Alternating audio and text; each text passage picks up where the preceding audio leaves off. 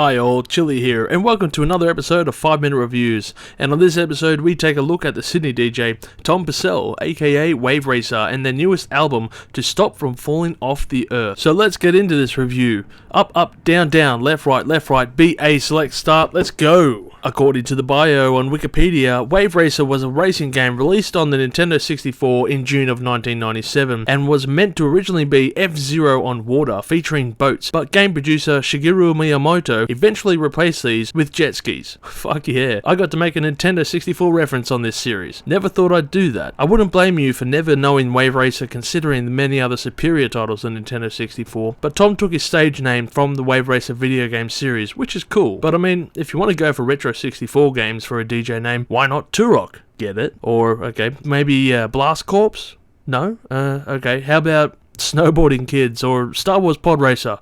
Maybe that last one was trademarked. Anyway, Tom, aka Wave Racer, has made waves. With a couple of singles back in the day, predominantly in 2014, and a song called Streamers, which hopefully, if I don't get caught out on, I'll have it playing in the background here.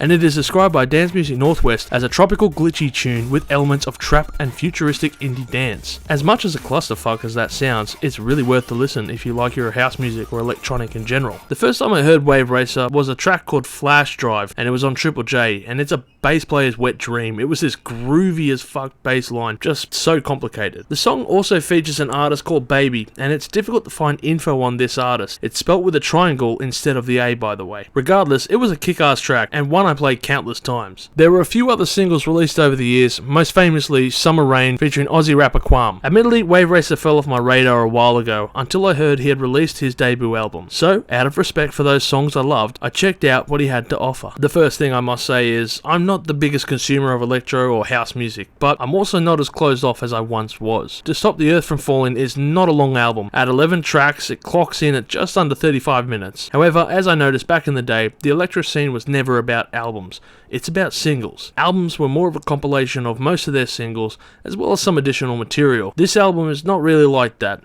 Sure, singles were released, but this was to promote the album, of course. One of the main differences I have also noticed is the difference in styles. The EP some years ago was more energetic and electronic compared to the album now, which sounds like down-tempo house music with guitars that sound like they are from the Sticky Fingers. It's a cool sound, and it never gets lost as background noise.